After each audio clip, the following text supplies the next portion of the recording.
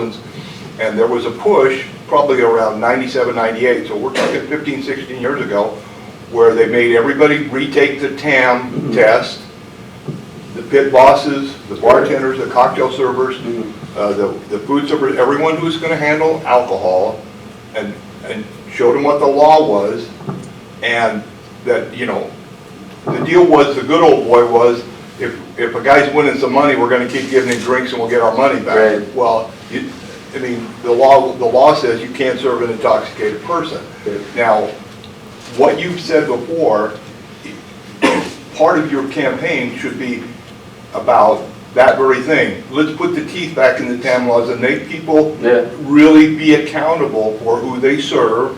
I mean, not just the people driving. Right. One other thing, my friend, and Fred's a friend of ours, my roommate, is a cab driver. And there's a deal from the county, I think, that people can send and get vouchers for a cab, and you pay $20 and you get $40 worth of cab money. Yeah. And if you can't, you know, your deal is great, what you have at the Marriott, but we don't have that here. Right. But you could call a cabbie, and if you have these dollars and it's a $10 ride, you're paying $5 and the government's paying $5 because they want you to not drive drunk. Right. And that's another thing that people don't, not everyone knows that this program is out there, and we have a good cab company right here in town that takes these vouchers, and so you could take a cab also. I mean, and there's all the cab companies in Vegas are involved with it, so there's lots of tools with what you're talking about in terms of that DUI and everybody being accountable,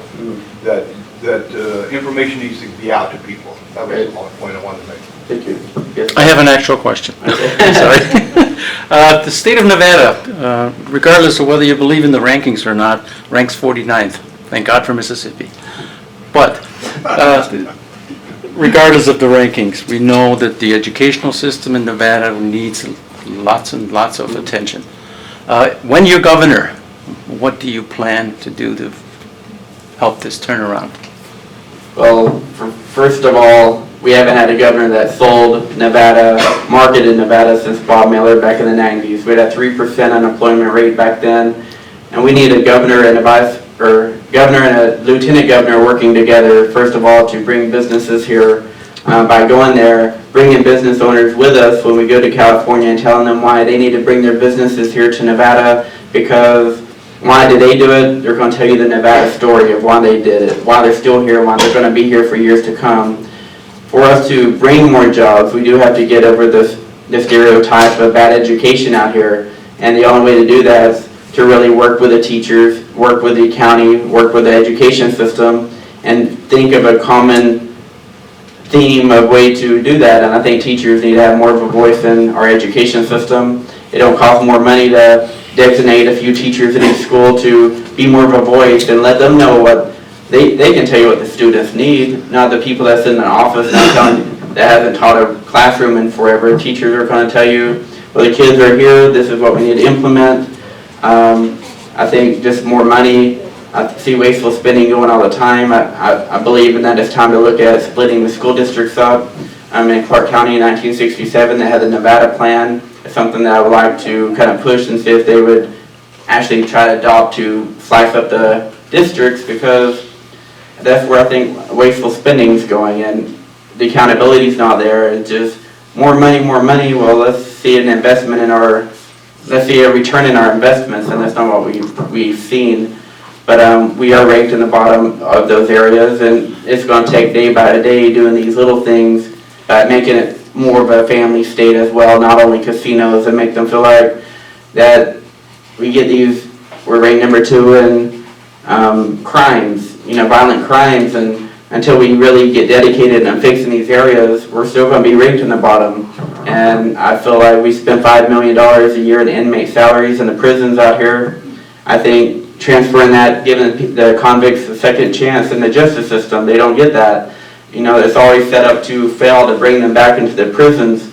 Well, my plan is I would like to create a program to kind of like a bigger brother system where they can come out and talk to middle schoolers that are struggling and say why it's important to stay in school, because 58% of convicts had no high school diploma. So they can tell them hanging out on the corner slinging dope or partying with your friends is not the answer, because you'll end up where I'm just coming out from.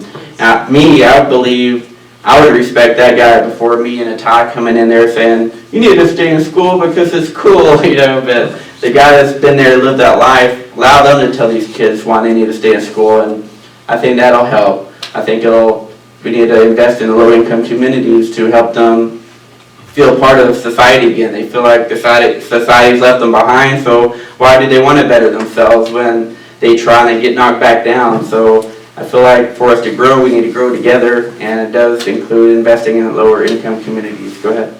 I like the fact that you're a former actor.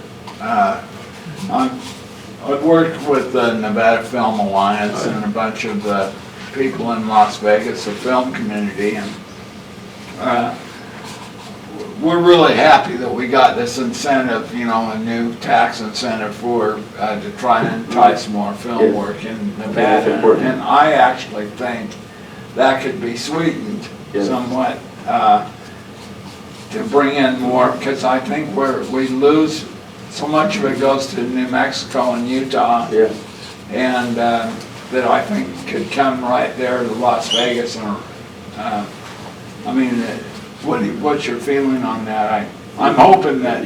I'm pretty sure you'd be. Yeah, we definitely need some type of film crew here, and I do think that if you look at Universal Studios and all them, and they do a lot of film here in Nevada, and we should be able to capture some of that and make it more enticing. Why do you want to do it in California when you're sinking into the ocean, when you can come here to a better place? But regardless of that, it's everything seems like they're outsourced out of here. Any type of, you know, they're fracking up north for oil. It's not oil that belongs to us, but they're taken out of the state. Where's the revenue for that? It's being taken out. You know, a lot of people come here, takes from us, and then they leave. And I'm all about take care of home first. We need to keep the money here and help us grow as a state as well, just like as the United States. I feel like take care of home first and leave these other countries alone. Go ahead. Okay, we have time for one or two more questions. Would you?